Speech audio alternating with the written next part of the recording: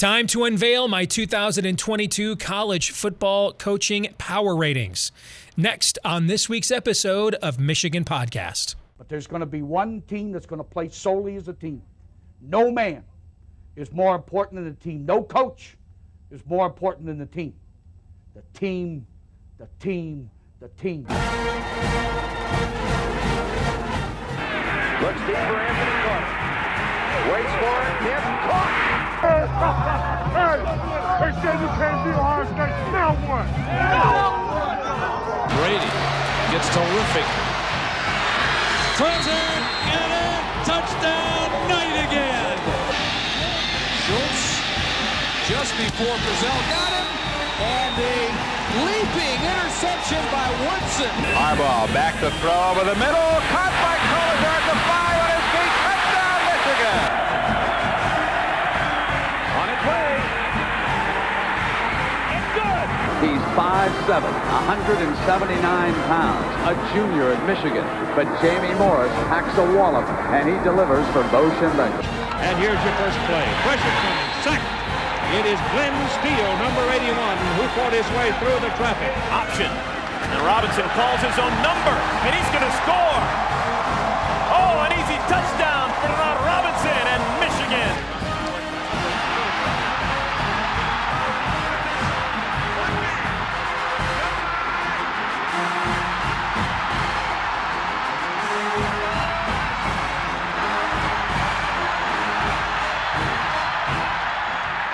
We're going to win it.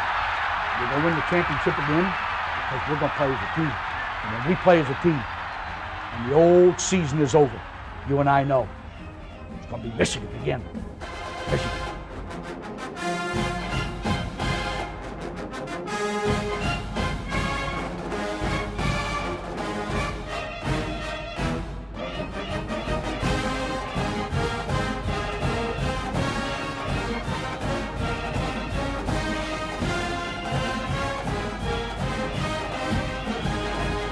Go Blue, I'm Steve Deace. Welcome to this week's episode of Michigan Podcast. And as I continue putting together the building blocks of my perennial preview I've been doing since I was a sophomore in high school, which is way too long ago now. The next step after we concoct the team total talent ratings is to come up with my coaching power ratings, because coaching does make a big difference in college football, especially when we're talking about developing young players, getting them to play cohesively as a unit, which is why even if you think, like Jimbo Fisher does, that Nick Saban's been cheating his arse off in, shall we say, procuring talent all these years at Alabama, and I happen to agree with Jimbo, it doesn't take anything away from his accomplishments, because you still need to get 85 guys on the same page. You've still got to have 22 guys ready to play, and sometimes it's even harder to coach and develop the teams that come in with all that talent and all that ego into a cohesive force than it is guys that maybe are a little more underrated, have a little bit more of the chip on the shoulder. So we needed to figure out how were we going to quantify how to grade coaches, because remember, the point of my preseason preview is to project how I think the season is going to go. And so this is the metric that I came up with for my Power 5 plus Notre Dame head coaching power ratings. So first of all, everybody is graded on their overall Power 5 head coaching resume. And that's on a scale of 1 to 10, and that's assessing what each head coach has done strictly as a Power 5 head coach. Next, on a scale of 1 to 5, we assess your non-Power 5 head coaching overall resume. So we're assessing what each head coach has done as either a Group of 5 head coach or a Power 5 top assistant coach or an NFL head assistant coach. And we do that on a scale, like I said, of 1 to 5. Then we get into projection a little bit. What is the current coaching trajectory? And that's graded on a scale of 1 to 10. So we're trying to assess whether the needle for the next 4 years or a full recruiting cycle, is that pointing up or down, and to what level at this stage of each coach's career. We then get into a big game bonus on a scale of 1 to 3. Coaches that are known for producing in big games as a head coach at the Power 5 level are given a bonus of 1 to 3 points.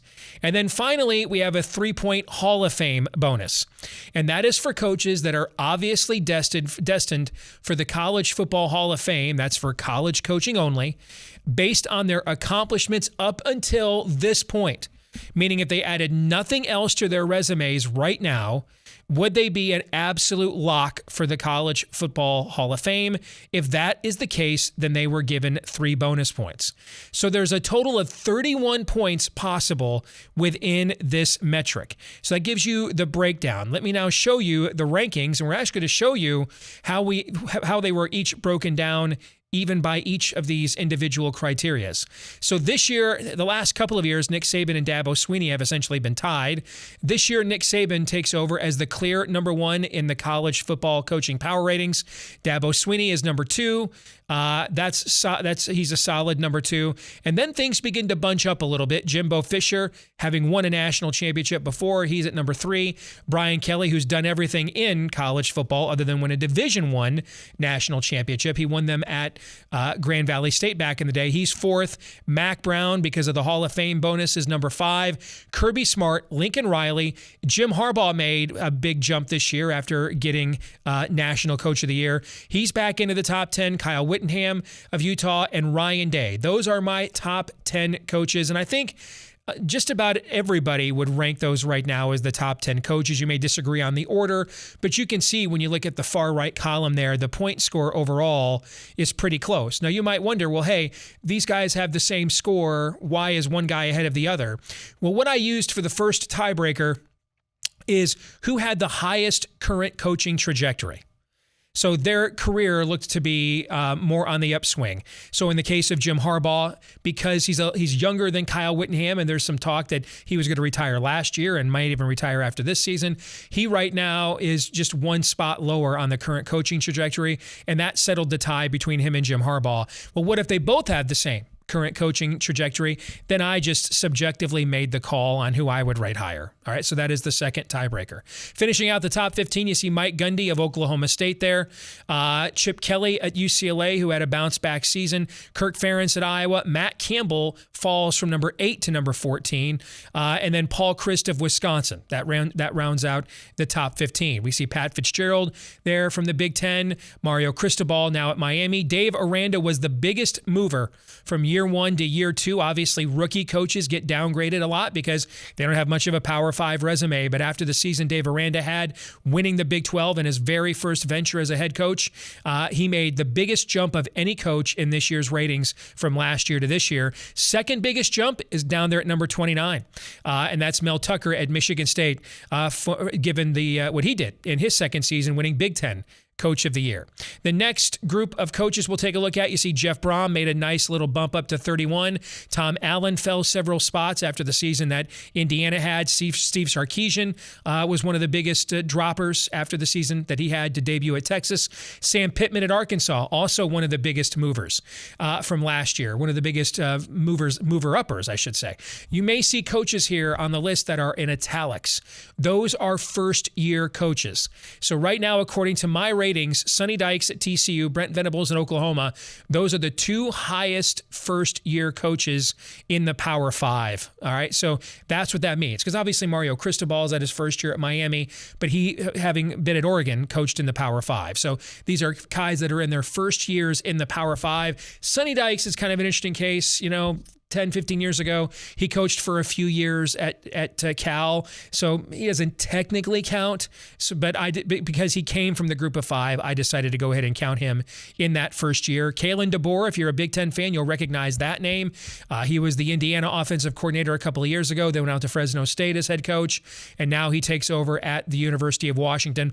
There's Herm Edwards at 42. He was the biggest dropper from last year to this year of any of the head coaches on this list. Continuing on, as we get close to the end of the list here, you see Marcus Freeman at Notre Dame makes the debut there at 49. Him and Dan Lanning at Oregon have virtually the same profile. More new head coaches there, and Tony Elliott at Virginia coming over from Clemson. And a lot of this list, these names, except with the exception of the new guys like Mike Elko there at Duke, these were pretty much the same guys on this tier last year. Maybe they've just moved around a spot or two. And if you are, of course, if you like black humor, if you have sinister motivations, you're like, I got to know who's in last place. Well, we're about to show you. Poor Clark Lee at Vanderbilt. Might be a great coach, but he's at Vanderbilt. He's in last place this year. So those, and there's former Michigan assistant Jed Fish at Arizona, who's actually up a couple spots. He was last place last year. So those are my head coach power ratings that I use to kind of settle tiebreakers when I get teams together during the season that I think talent-wise are pretty similar. Situationally, there's not really one advantage over another, and I'm projecting the records and the season outcomes for every team. This is one of the tiebreakers I look at. Is there a coach advantage here? And therefore, I'll give deference to that. Let's find out what our friend Mark Rogers thinks about this list with the 10-minute war next.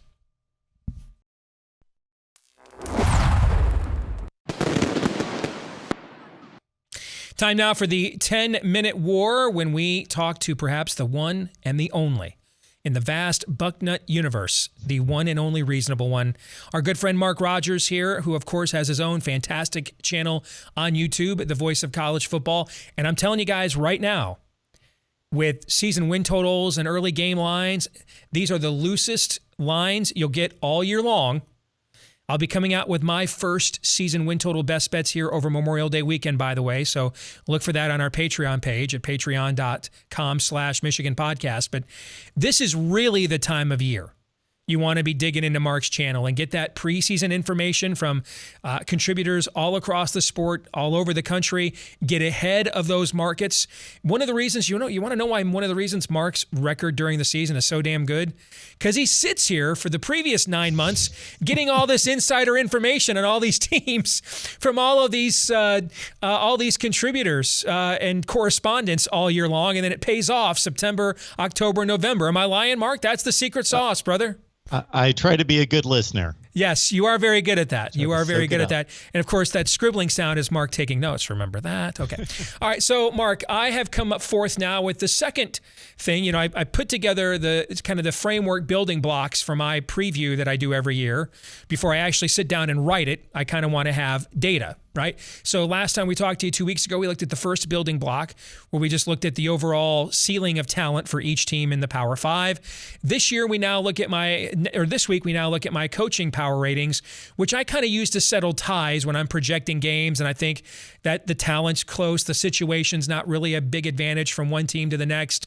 And then you start looking at your own records at the end and you're like, okay, I just know a team coached by Brian Kelly isn't going 7-5, no matter what kind of uncertainty I see in LSU's schedule, right? So I've got to make an adjustment there. But I wanted to quantify it. So before we get to the individual ratings themselves, we've talked about this before because it's not the first year that I've done this, but what are your thoughts, again, just to reset them, on the system I came up with a few years ago to power rate these coaches just in and of itself? So if anybody wants to Google coaches rankings, they can find all sorts of coaches rankings, just like top 25 rankings, where most people are just simply spitballing. They are just coming up with a list and they've got nothing to back it up. Steve takes it to the metric level. That is phenomenal. I released some coaches rankings about 6 weeks ago. I believe I'm just as measured, but I don't put a metric to it. I don't put a point total. So I do have, even though I really respect your system, I love that you put a system to it, I've got a few issues here. So one would be the non-Power 5 work, the resume put together for the non-Power 5 guys. Just in regards to that, most of that experience, most of that performance being so far removed at this point from, especially if we're looking at the top 15 to 20 coaches in America, as you have them listed. I just think that resume sheet is just so far removed from most of those people. The two guys that I could find that were the closest to their group of 5 experience was Mario Cristobal and Matt Campbell, and even they have proven, beyond that. So I'm just thinking that that's weighted a little too heavily. The Hall of Fame portion of this, I gotta admit, Steve, I just don't get it. I would get rid of the entire thing in terms of the Hall of Fame category.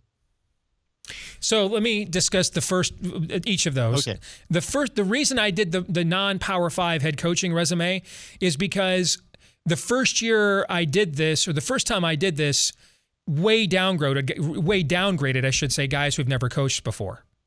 All right. And this is even still going to, I mean, you know, like I just mentioned, Dave Aranda is the biggest mover I have. He went up almost 50 spots in these ratings from last year because first year he takes over, he's Big 12 Coach of the Year and wins the conference championship, right? All right. But I tried to come up with something that would buttress the tendency of the framework without it to just really blast rookie head coaches, guys that had never been a Power 5 head coach before. And then I didn't want to overrate it because I was afraid of what you said. So that's why I split the baby in half. I came up with that as a metric, but then I didn't grade it up to 10 like everything else, but only up to 5, just so we wouldn't see the guys that were rookie head coaches, you know, be completely and totally dismissed, when in reality, Brent Venables is stepping into an excellent roster and an excellent situation in Oklahoma. And it's much better than the situation Bob Stoops stepped into at Oklahoma when he'd never been a head coach before. And so I just think that should be accounted for to some degree. But I tried to not overanalyze it because of what you just said. Like a guy like Jim Harbaugh is at a 5. He's at the max with that because he's still a top 4 all-time win percentage coach in the NFL, right? How much does that play into what he does now? I don't know. Does it help him get assistant coaches? Because Lord knows he's hired a bunch of them. I don't know the answer to that, you know, how to quantify that the further guys get away from that experience. And so to compensate for that, that's why I made it half the value of the other factors. And then, Steve, I'm also guessing that there's a recency component to the Power 5 resume, that Nick Saban's work in the last 5 years is much more weighted than his work at Michigan State or LSU. Correct. Okay. Yeah, especially, but again, he would be an extreme example because the work at Alabama heavily weights against anybody else's work ever, except for a previous maybe coach at Alabama. All right. So, but yeah, of course that occurs. And then on the Hall of Fame bonus, I came up with that because we were having Chip Kelly, Mac Brown. There were a few others too that were kind of returning to the game, but had been gone for a while. So what do I do with that? And so to do that, and then we had coaches that were fading, like Gary Patterson the last couple of years. Okay, so again, when I put a metric together, I'm attempting to limit my ability to overreact. This is sort of like my, I'm applying my constitutional views in another arena into this metric, where the Constitution is there to limit the jurisdiction of government and stop radical passions of the people creating wide swaths of dysfunction from election to election, kind of like what we have right now. Okay. And so when I create a metric, I kind of go into it with that in mind, that I want to consider things that are outliers, but not over consider them. So that's why the Hall of Fame bonus is only 3 points. Okay. So that's the rationale behind both of those metrics. Okay, that makes sense. I don't necessarily agree with it, but especially with the Hall of Fame bonus, I just think that it's redundant. It's a redundancy of the other categories to tack on the Hall of Fame bonus. And then you actually have better coaches who have yet to reach the Hall of Fame. And because the scoring system is so close, you could throw a blanket over 8 points and scan, especially once you go down further down the listings, you can, 10 points. Sure. Or I guess. Okay, that's all very valid, but let's test that in the wild. Okay. Okay. Let's take a coach you know very well and Mac Brown. All right. If Mac Brown had been at Ohio State in 2019, 20, and 21, do you think he could have gone 34-4? Because I do. Yeah, I do. Okay. Do you think Ryan Day would have probably about, given where the state of the program was, probably somewhat similar of a record to Mac Brown? Now maybe last year with Sam, the kid that was Howell. Thank you. Maybe last year they don't sink to 6-6, but overall, maybe they're 8-4 instead. Okay, so that's maybe about a 2-game difference if the situation was reversed. Right? Would you agree with that? Okay. Yeah. So while I don't think your criticisms are unreasonable, when you put them in the wild and overall, measure them together, then I think when you look at that list, there's nothing that you look at and think that's just ridiculous. You might have things in move some people a few slots, right? Yeah. I see way too much ridiculous out there. You're not on that list. Okay, so that's what I'm trying to avoid, because I'm trying to come up with something that doesn't make that. I want to come up with something that I can win money with. All right, I'm doing this. I plan on investing my money into my research. So this isn't about my agenda or my favorite team. This is about how can I win some money? Okay, how can I get ahead of a market? That's what I'm trying to come up with in everything that I do. It doesn't mean it's right, but that's my motive, because I certainly don't win every time I invest my money, okay? But that's my goal, is I'm trying to get ahead of the marketplace. That's why I do it this way. Yeah, so that's your motivation. My motivation is simply to present who I think are the 20 best coaches or the 1 through 65 Power 5 coaches to my audience. So what's the biggest difference in in the top 20 of your list compared to mine? I'm curious. I've got Mac Brown at 12 instead of 5. Okay. And then I'm trying to interpret which numbers, is about where he would be without the Hall of Fame bonus. He'd be about 12 or 13 probably, right? Yeah, there you go. And it except for some outliers, like a Mark Stoops I've got as the 8th best coach in America, and you've got him down at 24. And it's understood when you look at the entire resume. I'm talking about, my list is more about who would you hire right now? Who is the best coach right now? Yeah. Who is 8th best right now? I mean, some of this is going to be ranking the level of job. Right. Okay. So, I mean, I don't even, Steve Sarkisian's one of the biggest droppers I had from last year. I don't even think he's the 33rd best head coach if I rated it your way. Okay. Which is what he is in my metric right now. But coaching at Texas, there certainly is a floor, right? That because there's just certain advantages and stuff that go along with that. Right. So we're also measuring a little bit of the quality of the job. You look at the end of my list. And the program and the coaches that are in the last 5 or 6 slots. Are those coaches there because the programs they're at aren't very good? Or are the programs they're at not very good because those coaches are there? And of course, the answer is yes. Yeah. So you have to, that's part of it too. I compared 1 through 30 of ours. And once you get past 10, actually, we're remarkably close between 10 and 30 in terms of our listings. And see, you're taking into account, it's similar to when I rank players. I'll rank and rate players, and I'll get a lot of feedback from my audience that'll say that player is going to have a lot better production than that.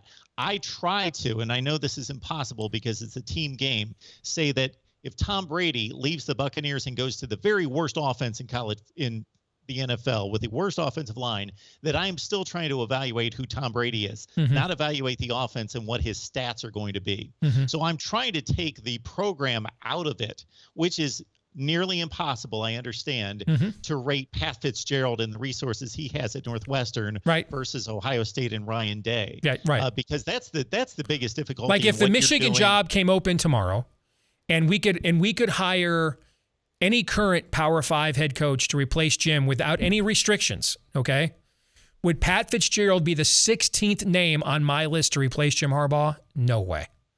All right? Yeah. He'd be in the top 10, okay? Yeah. But because, again, the point of this is a power rating, which means I'm specifically trying to gauge outcomes of events that I would like to invest wage money on. I'm not looking at it like that. I'm looking at it from a different set of lens. So... And that's the difference between what you're doing. It doesn't make it invalid. It makes it very valid based on your mission and purpose versus what I'm doing is I am truly trying to state that, in my estimation, Pat Fitzgerald is the 9th best coach in America. Yeah, I think there's a very strong case for that. Absolutely. But that's the huge difficulty in all this is we're trying to rate not NFL coaches with similar resources, but college football coaches with vastly different resources. Amen. Very well said. Okay, the big game bonus, I got to tell you, Steve, that's probably what I have biggest issue with, not in regards to the concept of it being a component here, because I think it's a great category. But when Kirk Ferentz is at 2 and Ryan Day's at a 1, are we measuring a big game based on where that program's status lies? No. So well, some of that's true. Some of that's true. I mean, a big game at Iowa is not the same thing as a big game well, it can be, but it's not always, they're not the same level of program. So that measures into it, some of it, but a lot of the difference between those two coaches, brother, is one guy is Methuselah and another guy's going into year 4. You know what I'm saying? Like if Ryan Day coaches, has a season, even like last year, which would be disappointing probably to most Ohio State fans. So 11-2 and win a New Year's Six bowl game. He'll get the Hall of Fame bonus like next year. Yeah, like there's a few coaches that I think are probably one more season away. Kirby Smart, Lincoln Riley, Ryan Day. I think if Jim Harbaugh has another season like what he had last year, he now gets that bonus. Where I think their resumes are kind of hovering on that Hall of Fame bonus, but they're maybe a season or two away from that.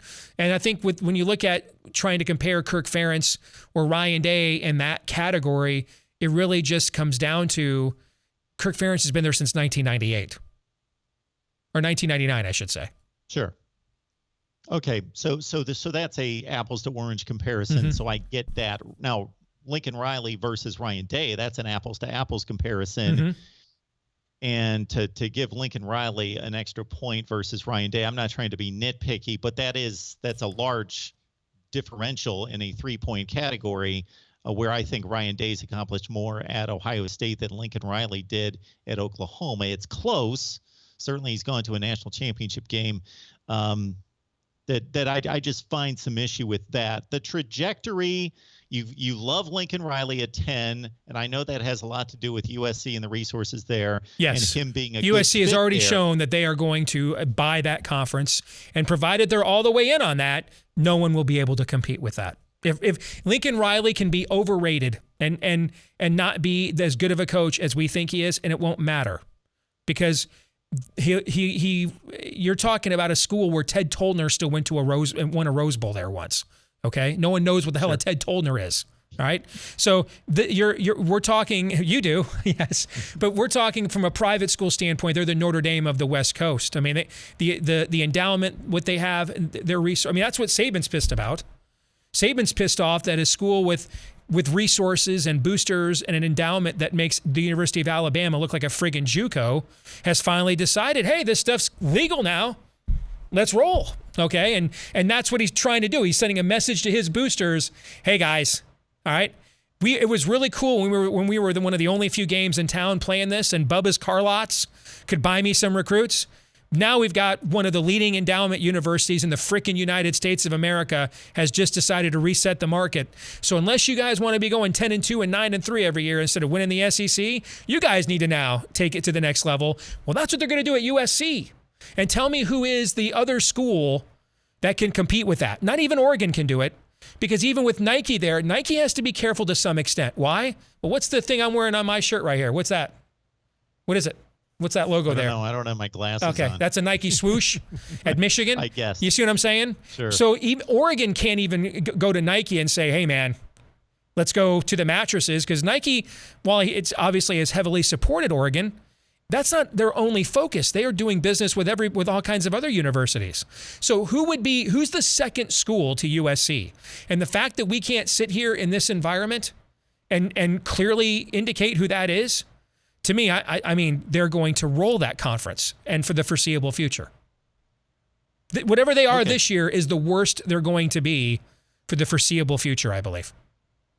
Oh, yeah, I agree with that. Now, something that you alluded to earlier that I'm completely on board with, but I don't see entirely reflected in your rankings, is the idea of a first-year head coach.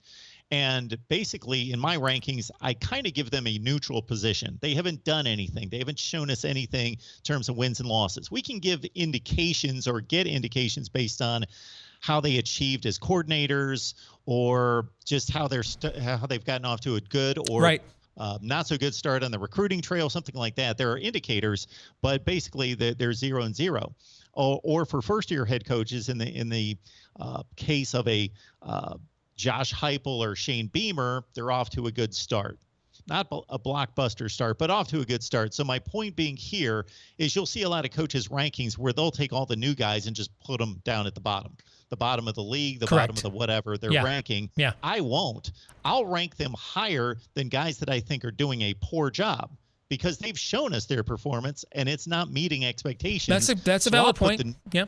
I'll put the new guys above that and give them a little bit of a flavor depending on whether I thought it was a good hire and what the early indications are. I see you doing something similar, or I heard it out of you a few minutes ago, but I don't see it necessarily reflected. Like, I see Mike Norvell nearing a troubled spot there at Florida State near the hot seat, and I see Sam Pittman very close to him in the rankings, and Sam Pittman seems to be knocking it out of the park at Arkansas. Well, Pittman is one of the biggest movers from year 1 to year 2.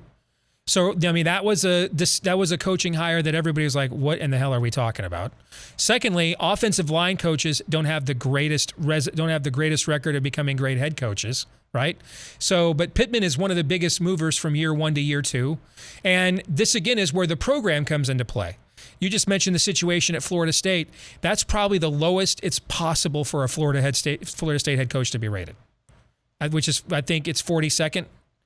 Is where I have him, correct, on that list is 42. I mean, that's about it. I mean, 42 at Florida State is not the same as 42 at a lot of other places, given its tradition, history, and advantages. So that you have to factor that in to it from a perception and sliding scale standpoint. But you do bring up a good point, which would make this an interesting thing to do throughout the season. Like early in the year, Brett Venables has to go to Lincoln, Nebraska. That's his first road game as a head coach. That'll be a tough chore. Nebraska damn near beat him last year. Okay? And Nebraska's going to have that game circled all offseason, the way kind of Michigan did against Washington. Hey, this is the one we have to win to show everybody we're back, and this is the swing non-conference game of the year. All of its non-conference attention for Nebraska will be on that game. And plus, there's the rivalry aspect. That's a tough spot for a rookie head coach, and a lot of things could go wrong from an atmosphere standpoint, from the heat of the moment standpoint. If he goes in there and handles that, Brett Venables, if I was doing this in season, updating it, would go up a little. On the other hand, if Marcus Freeman might go into Columbus that first week of the year and just completely overwhelmed as a guy who's 2 years away from being the defensive coordinator at Cincinnati and is now handed arguably the biggest brand in all of college football. He could Jerry Faust right before our eyes. He could also Lincoln Riley right before our very eyes. And so that is something that if I were updating it throughout the season, those numbers with those first-year coaches could move back and forth quite a bit. But since this is just for my preseason preview, that's why they are where they are right now. Steve, the guy that jumps out to me that has so much respect across the landscape of college football and seems to have a lot of respect from you and from me, because this is not a criticism because we're only one spot off, but seems to be at a crossroads, is David Shaw at Stanford. He's coming off 3 awful seasons. Yeah, he was tough to rate. He was tough to rate, yes. He is difficult to rate. Because the previous 6 years were insanely good before that. And then that tier of coaches around him hasn't really been all that impressive the last couple of years, So, I mean, Fitzgerald, for example, had the great year in 20, but 2 of the last 3 years, he's finished in last place in the Big Ten West, So that tier of coaches around Shaw hasn't been all that great. And so he's yet to kind of suffer for that. But he's probably, now this year, I think they're going to have a good season this year. Now, what could that be? I don't know. Might they go 7-5, 8-4? Yeah, so ironically, he could actually have a better year this year, but then suffer that drop if that tier of coaches around him ends up performing better than they have the last couple of seasons. And I'm glad to see you got PJ Fleck at 20. I've got him at 22, and I got buried by a ton of people that just don't like the guy. It's just the shtick, and I understand that the Pentecostal youth minister thing, might rub some people the wrong way, particularly on a secular college campus. Like that. But I mean, that's kind of what it is, And I don't mean that to be degrading, that's just an observation. And we live in an increasingly secular culture. So a guy that seems very enthusiastic and charismatic about metaphysical themes could rub materialistic people the wrong way, but the results speak for themselves, man. I mean, I grew up in West Michigan. I know what a black hole, even by MAC standards, that school and program had been for so many years, and he's got him playing in a freaking Cotton Bowl.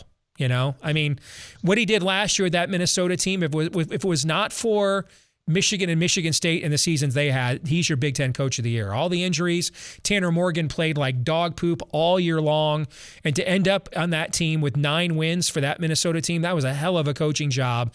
And so I think the shtick, sometimes we forget this guy's not a bad football coach, actually, the persona aside. The dude actually knows the game.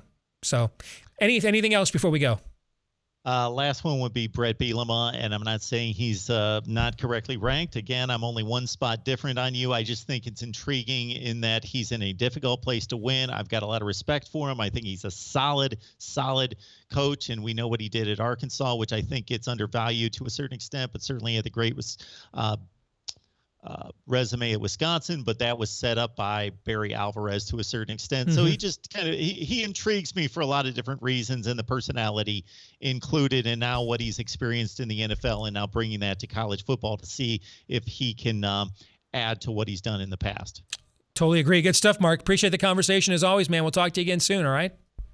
Thanks, Steve. You bet. Take care. Now it's your turn. This week's Twitter poll results. So I had Jim Harbaugh in my power rating metric slightly ahead of Ryan Day, and those were clearly the top two coaches in the Big Ten. So we asked you, do you think Jim Harbaugh is the best football coach in the Big Ten right now? 92% of you said no. Props to all you Ohio State fans that hijacked this poll. Well done. Only 8% of you agreed, though, and said yes. Notice, though, that was not one of the big arguments that Mark Rogers chose to pick with me about my coaching power ratings, because their resumes are pretty close. Now, if Ryan Day has a couple more seasons like he's had at Ohio State already, and Jim Harbaugh has a couple more seasons at Michigan like he'd had prior to last season, then clearly Ryan Day would pass him. But we're not doing the coaching power ratings for 2024. We're doing them for 2022. That brings us to our feedback of the week. Totally unrelated note from Alan. He wants to know, what do I think happens with Caleb Houston and Musa Diabate? I think they both stay in the NBA draft, both of them. And then I think Michigan goes into the portal and brings home like a Pete Nance from Northwestern, some kind of a wing player like that. That's how I think this turns out. So we shall see, because the deadline looms here on June the 1st. That'll do it for this week's episode of Michigan Podcast. Thanks to all of you for tuning in. Please remember to like, rate, subscribe, share, 5-star review, however it applies, wherever and however you watch or listen, whether it's iTunes or right here on YouTube or Google Play, Stitcher, etc. Please help us to find more Michigan fans just like you. And remember to also follow us on Twitter at Michigan Podcast to keep up to date on what we think about all things maize and blue. Until the next episode, I'm Steve Deace. Go Blue.